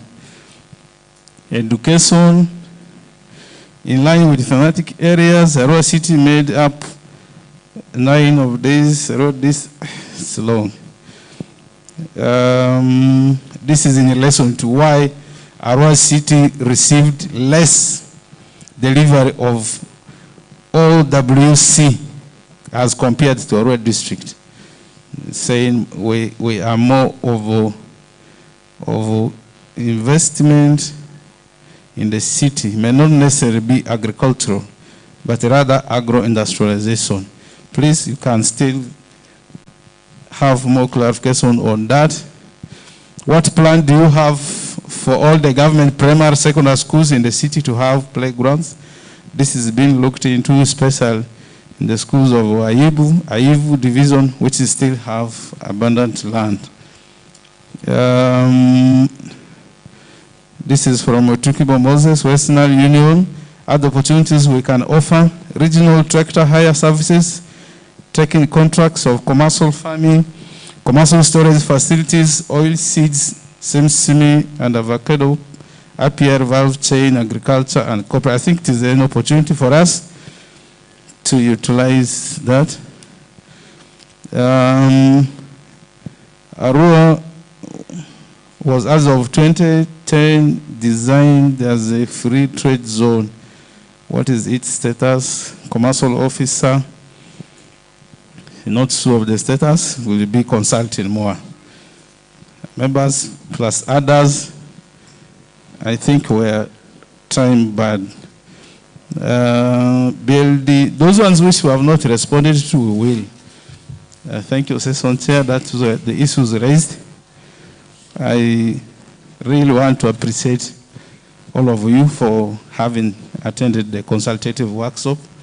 I think what our former Member of Parliament, whenever it was put, is exactly the cry that I made at the beginning when I was giving the IPFs.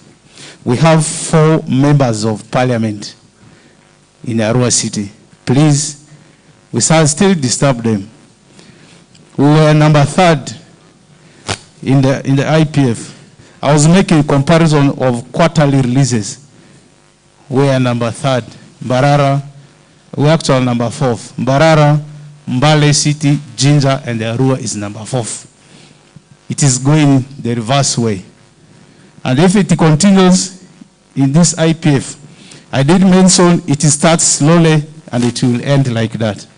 If we don't push, we shall end up having the little. So I think it is a very good message that I really appreciate during this consultative meeting. So it is me and you to have an effort to ensure that we really also benefit from the central government releases like other cities. On our program, we will have the city mayor having a closing remark, and then the resident city commissioner to close this year's budget consultative workshop. I therefore welcome the acting city clerk to take over this session and conclude as the line it has been. Thank you very much, members. Our offices are open. Please, we do encourage all of you. Please come to our offices, give us developmental ideas, raise issues that you don't understand. We will be available. Thank you. Thank you very much, the PFO. Once again, I want to thank everyone for your time and commitment. Mine is a very simple task, but before I go to that task, I would request all of us in this room to think about these questions. What is the problem in Arua City? Why can't we plant trees on our streets? Why do we have garbage on our streets? Divisions? Is the little money little not to clean the streets? Why is the outcry there? Is there something we can do to change the current situation? If so, what is needed? Are we lazy or we don't have enough salaries? As technical people, is there a change? As political leaders, what should we do to ensure there is a change? Since time for elections ended, what should we do to ensure that there is a good image for Arua City? So these are issues I want us to contemplate about. and we see how we can improve. But also, I would request that in the future, let us have 2 days. 1 day is not enough. 1 day is not enough because one, people are presenting. Then as we come to the time of asking questions, you are telling, that's enough, stop, stop, stop. Now, next time they will refuse to come here. You know, for us in our culture, when you invite people to come to your home and they begin eating, you don't tell them, don't eat that piece of chicken. Let them eat the inyasa, let them eat everything, and they finish. So I think for today, let us learn one thing. Next time, let us budget for 2 days, so that the first day is for presentations. Then the second day from morning is questions, discussions, and way forward. That's my proposal. Lastly, the issue of the former Honorable Member of Parliament. We are trying and we are going to push. We, the Mayor, we have gone to the extent of meeting the Minister of Finance. We met Honorable Anite, me and the Mayor, and we are talking about finances of this council. We have gone further to write letters. His Worship the Mayor wrote 3 letters to the Minister of Finance, to the Minister of Local Government, and 1 to the Minister of State, Honorable Anite, in regards to increasing our finances. So we are going to push further, but there is a very big challenge. As you've seen, those funds are not enough. Lastly, when we were in Aivu having the budget conference, His Worship the Mayor was there, and I think the Mayor of Aivu, we talked about using the little resources we have to do something. For instance, PFO gave us a budget of DEG, which is 600 millions for DEG. Now, 600, if we agree that this financial year, the major problem with Arua City is toilets, lack of toilets for our children. Let us use this money and go for one project, and we know that we have finished the toilets. Next financial year, we go to another project. If it is either classroom blocks, we handle classroom blocks. But now we do a lot of breaking up.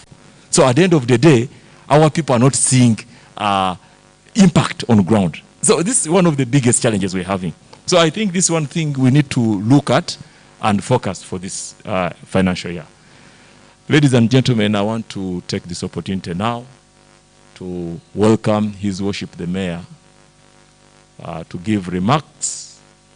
Thereafter, giving his remarks, I'll request him to take this singular opportunity to welcome the RCC to close this year's budget conference for 2022-2023. Your Worship, the Mayor of Arua City, you are most welcome to give your remarks.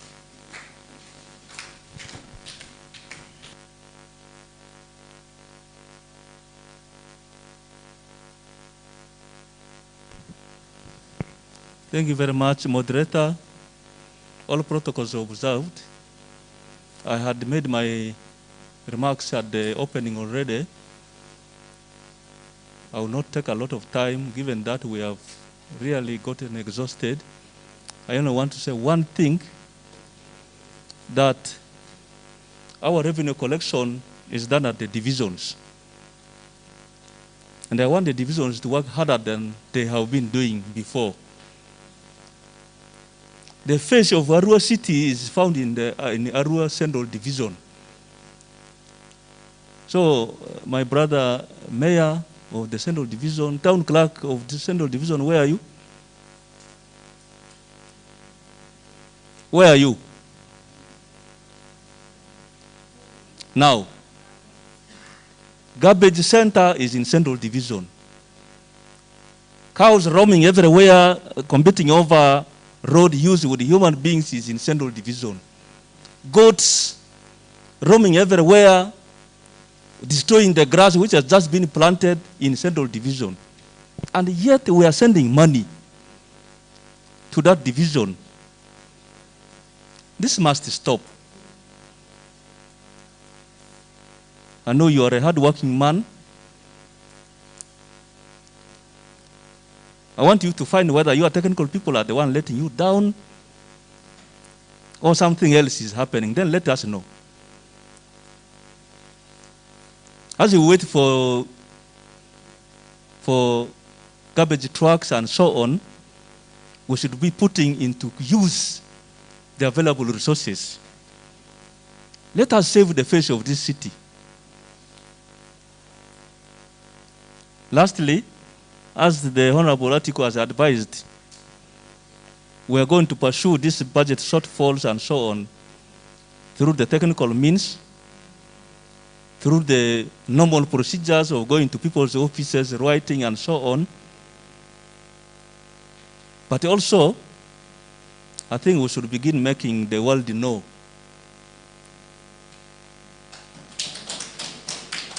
the easiest way is through our brothers, the press. One of these days we shall organize a huge press conference and talk loudly,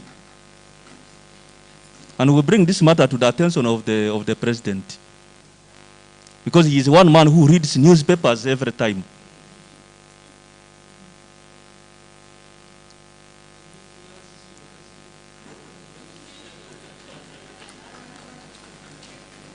Doesn't the RCC like an increased budget for his city? Mr. RCC, you come and address this gathering and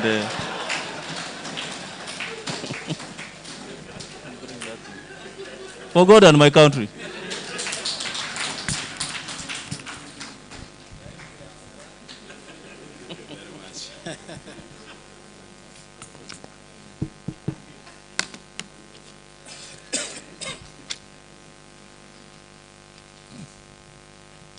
Your Worship, the City Mayor and your team of councillors, the division mayors present and your team of councillors, the technical team led by the acting city clerk,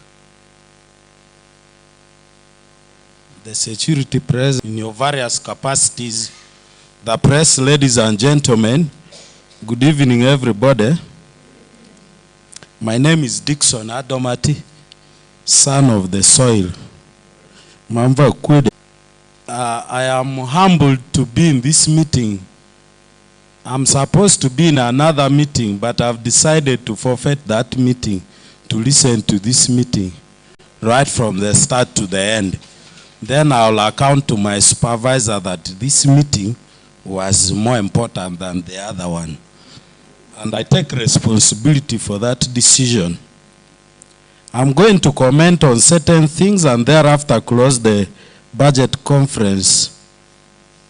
The entire Arua city center, the former Arua municipality, is a market.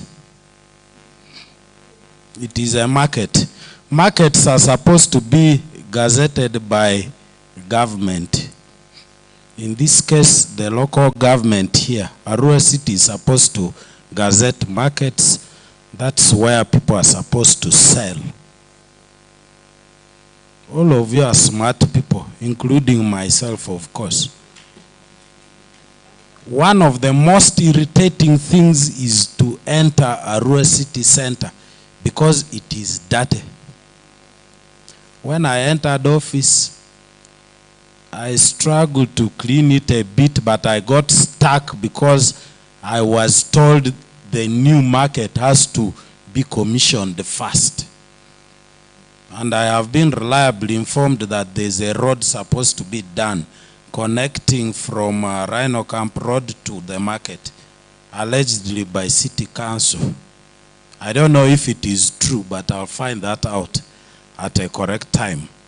But after that market is commissioned and people are taken there, Your Worship, the city mayor, division mayors present, so long as I am in the city, I will try to use every means within the mandate of government to remove people from the central division of the city. If somebody comes up and says, you are torturing my voters, I'll close my ears. Politicians are good at talking when they are not with the electorate. When they go to the electorate, they say different things. My brother, the city mayor here, I love you because you are always straight. But I'm yet to see you act when that day comes. When the law enforcement officers will be put in place, we will combine with the military and the police to ensure that Arua town is clean. And that is when we are going to, you know, market ourselves. If you want a very beautiful woman, there's a level of organization you need to talk to her. You can't be very disorganized and you want a beautiful woman who will accept you. Nobody will give Arua money. No organization will give money. No government will give Arua city money. If Arua remains the way it is, very dirty, it is very embarrassing. I have made my point very clear. I don't have to be misquoted. I'm waiting for the market to be opened. Once it is opened, we are going to be in business. The rest of the people who will not have where to sit should be having markets in the wards. You remember before the value addition at Zambia Windiri was established, there was a built market there, and you could not even find one person in that market. And yet the people of Arua are law-abiding. By the way, if you started enforcing now, they will disappear from the streets. So we have a challenge of lack of enforcement. So we need a leader who will enforce that. And so, Your Worship, the mayor, we are going to work on that. Procurement. I have not seen the procurement officer of the city. One of the reasons why money is always returned to the treasury is because of delayed procurement. I've always advised procurement should be done earlier. In fact, for me, I'm better when money is spent without procurement, so long as there's value for money. I would play for you a video here how Museveni is so annoyed with procurement officers. I'm sure you have the videos. He's so annoyed. But no bridges, no electricity, no what. The issue is procurement. The other day wanted to repair ambulances, but the issue is procurement. What is that procurement issue? There is money, but there is a procurement issue. I would like to see the procurement officer tomorrow so that I can understand the issues related to procurement. There must be solutions. I want to see him tomorrow. If you don't pass the message, I'll look for him tomorrow. Then I'll understand from him why there's no procurement is because of A, B, C, D. Then what can we do to resolve that issue? That is very important. Corruption. Yesterday, I was for a meeting. When I got back around 5:15 p.m. in the office, I got a very strongly worded email on my Gmail from the Minister for Presidency, Madam Millie Babalanda. Very strong email. I would read, but because of lack of time, I can't. The email is directing our officers of RCCs, RDCs, and their deputies to quickly go to police, get all corruption files, follow them to a logical conclusion, lest we are held personally accountable. I don't want to lose my job because I've just got it anyway.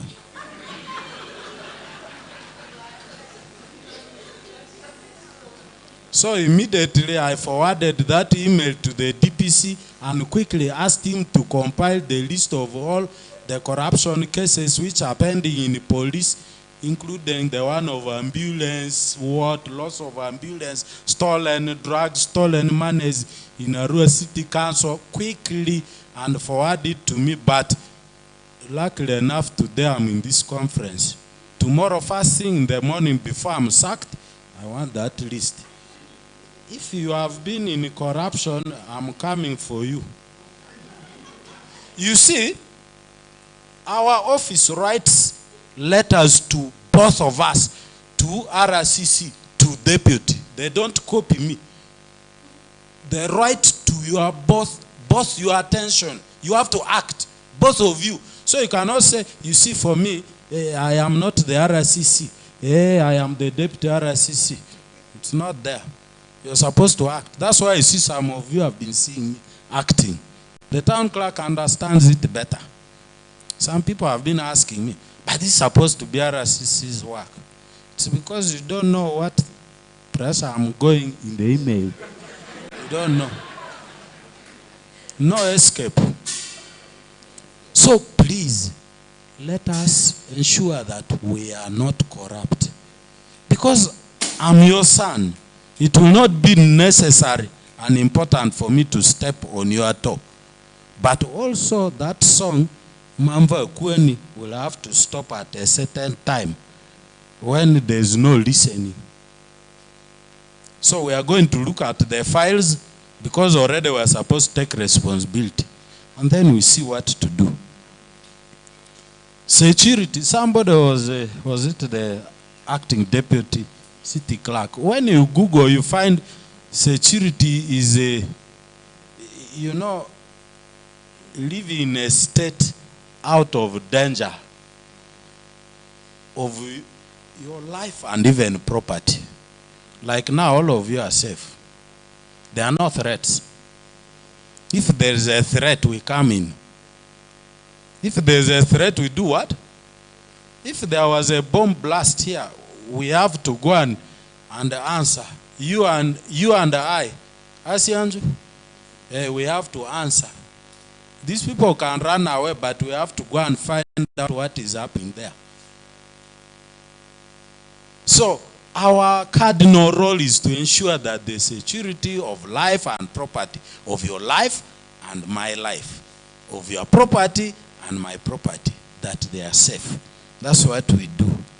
And then, of course, we do monitoring. Now, there are bomb blasts which are ongoing. God forbid, the most targeted people are people who have failed to take president's advice that if you want to sanitize yourself, do so at home. If you want to what?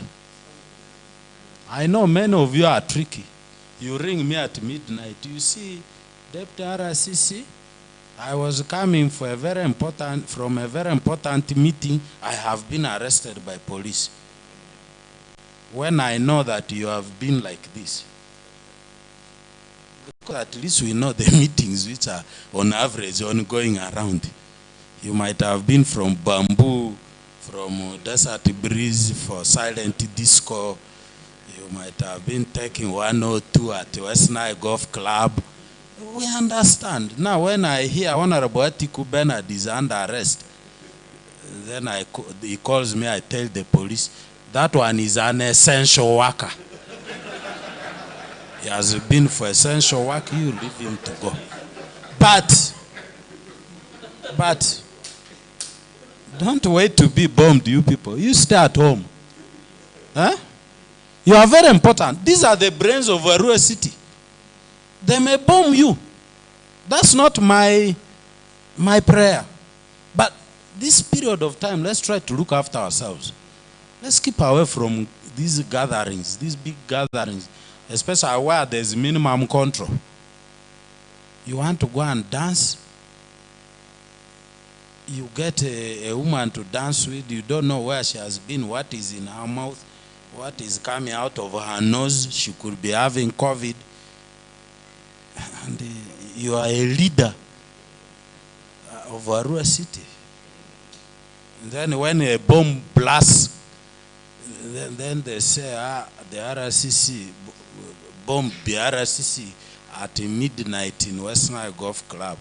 Before him, there was a bottle of club. It is very bad. Please let us try to change. we are supposed to have tools for monitoring security, health, education, roads, electricity, and so on. I wouldn't want to talk about it much. I want us to clap for the acting city clerk. The acting city clerk gives us a lot of information. Whenever he's writing, he copies to our office.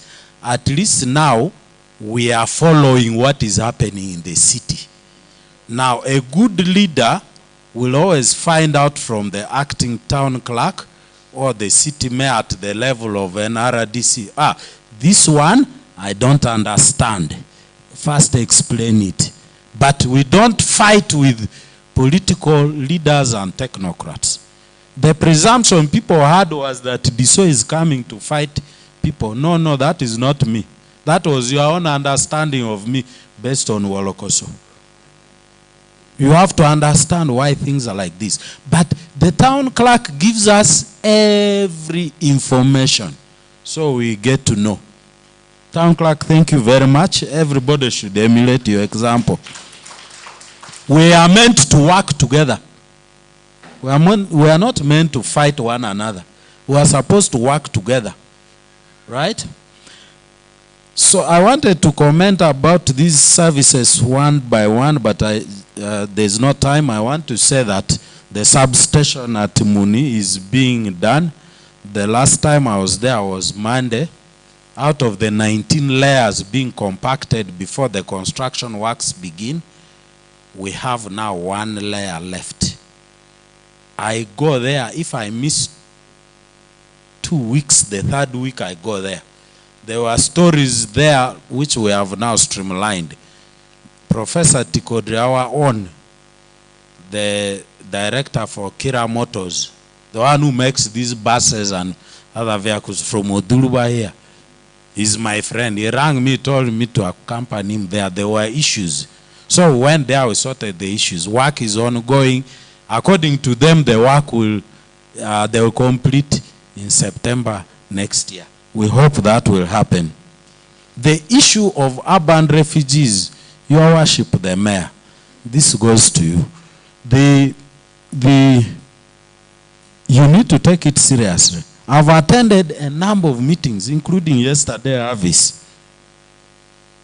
These development partners do not include the issue of urban refugees in whatever they are doing. Yet the urban refugees exert a lot of pressure on our resources.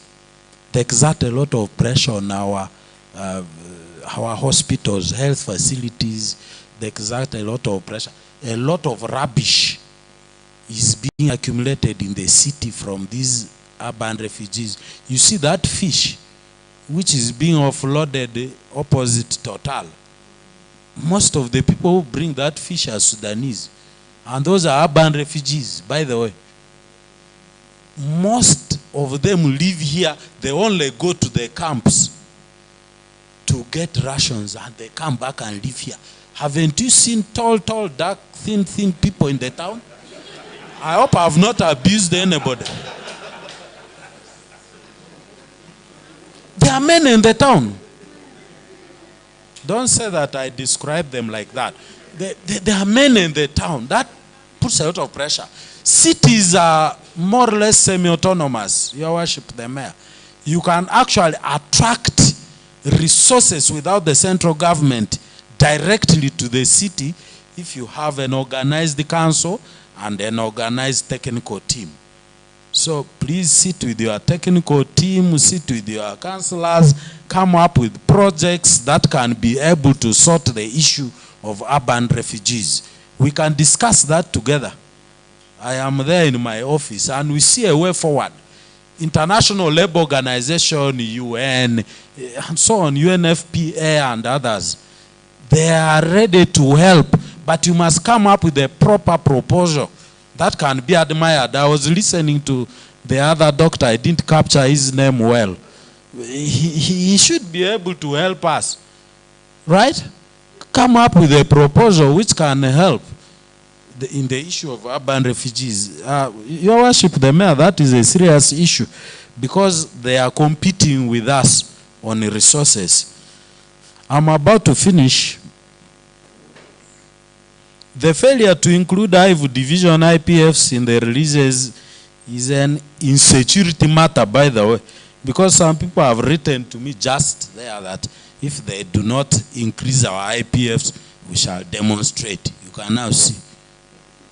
It is an insecurity. They're already threatening me. If I ask the police to make sure the demonstrations are stopped, they will say, the PRCC wants to arrest us. They're already threatening me. But it's not a threat. It can actually happen. It is a big issue. Very serious issue. Because IVU division consists of 7 former sub-counties against 2 former sub-counties of Arua municipality. You cannot continue to isolate and even not give resources of IVU division. Where is the money going? As our former MP asked, are we the ones fooling ourselves? Or there are people who are fooling us from Kampala? I have never imagined that that thing happens. So, when the RCC is back, I'm going to inform her. I really want an emergency meeting of Your Worship, the mayor, the town clerk, the head of finance, the 2 division mayors and the 2 town clerks of the 2 divisions. We should have a joint delegation, correct, to go to the office of the president, because them 7 I know, I don't think would just leave IVU out. No. Even when the IVU people are the ones who made him get more votes from the city, he will not do it.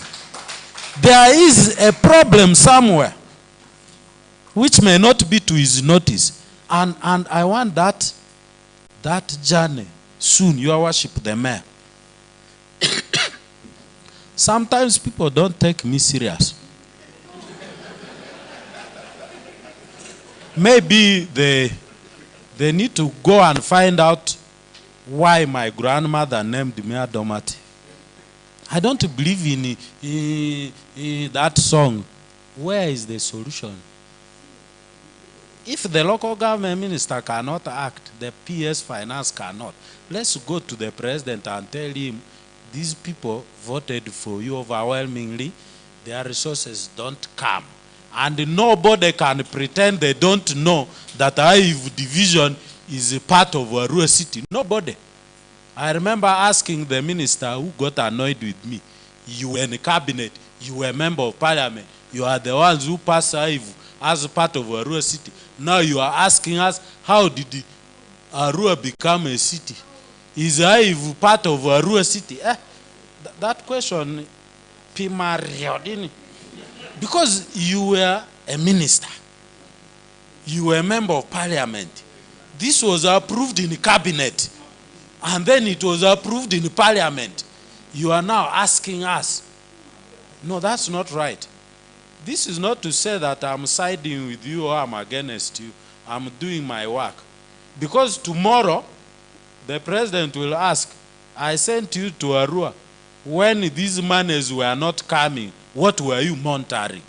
You go back to Maracha. You will not see me again. Before they send me away, I will act. So, Mayor, please, town clerk, organize fuel transport because I don't have a car. Let's go and stay in Kampala. We come back with answers. With answers. I'm not inciting everybody. Maybe because people don't know the composition of Arua city. Arua city consists of 9 sub-counties. 2 sub-counties are getting money. The other 7 are not. This is a very serious issue. It is very, very serious. Madam Deputy, take that very serious. Inform Director General. Because tomorrow, when it becomes an issue, you and I will be on toes. I'm sorry I've wasted time, but I'm now finishing 2 points. Land conflicts are becoming a source of insecurity. Manibe, Aroi, Riki are hot spots. I call upon political leaders to talk to their people. You're a councillor, please begin to talk to people. Begin to represent your people. Begin to call meetings in your villages, in your sub-counties, in your wards. Talk to people. They should stop fighting. People are fighting. In Arowa, they cut the arms of a certain man. Both arms. They are now cemented. Don't we have representatives, councillors from Manibe? There is a woman in Manibe whose legs were chopped. I went there and had a meeting with His Worship, the Mayor of Arowa Division. I want to thank him. We talked to those people. We are here to go to Arowa and Oluko. While court cases are ongoing, people must be living peacefully in their areas. Nobody should say that now there is a court. I don't know why this is interfering with the court. No, court issues are there in court. People are here killing themselves. We leaders cannot allow. Right? So we were there on Wednesday. We calmed them down. There were children who were arrested. Children. They are in Giligili. I went to see them on a Tuesday. Very young boys from another village very far. They were arrested innocently because they were looking for their uncle. We pray that they are released on court bail. Closely related to land issues. This is my second last. I'm finishing with COVID. My brother Jacinto, this goes to you about Barifa. Ladies and gentlemen, I want to tell you a fact. A real fact. You can quote me or you misinterpret me, but I want to tell you that I've never issued a statement about Barifa except ensuring that anything which happens there is peacefully done. That means I would use security to make sure things are done the right way and so on. It has attracted me hatred, but that is my work, peace. So now that there's peace, now Angutoko, I'm now telling you, the people, the architects, the people who were, which better word should I use? Those people are like God. Just picture God making the earth. The people who created central forest reserves did not intend worldwide that they have to be degazetted. They did not. This one no one will tell you unless the person wants the truth. The people who started central reserves of forests in the entire world did not intend that they have to be degazetted into plots. No. That is why whenever you want to degazette a forest, when it reaches parliament, if you get a knowledgeable minister for water and environment, that minister will tell you that no. And they will give other reasons. One of the reasons will be lack of compliance with the gazettement requirements. That will always be one of the reasons. Honorable Member of Parliament, you are here. Honorable Atiku. They will play with you like this. At the end of the day, they don't degazette the forest. When has Barifa been there? Because the people who made the forest from the beginning know why they put that Barifa there. They are the only ones who know. Now, if you want to degazette Barifa forest, where you get a piece of land to plant this forest must have the same reasons why this one was put. I'm talking as a student of environmental law. So people who now want to eat money will encourage you, let us degazette Barifa forest. You go, when you reach Kampala, it hits a snag. You come back, let us start again. There was a reason why Barifa was put there.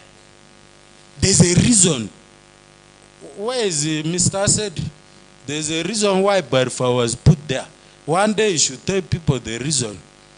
There's a reason.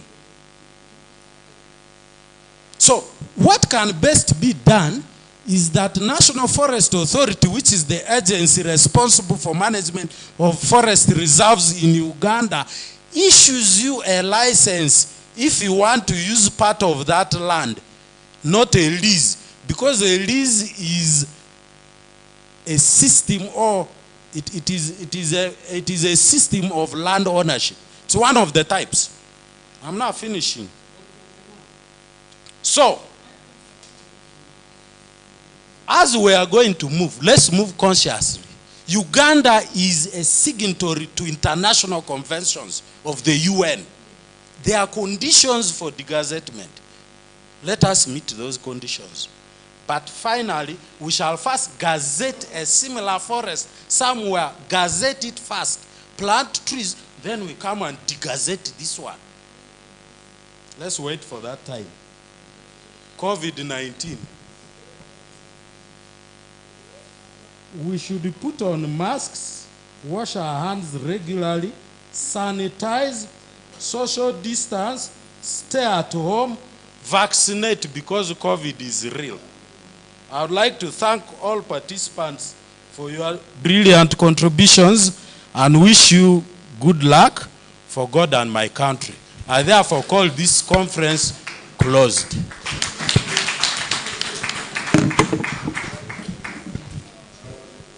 Thank you. Finance. You are removing powers from me. I haven't. Now I want to invite the finance officer to give administrative announcements. But ladies and gentlemen, let us always learn how to transfer power peacefully.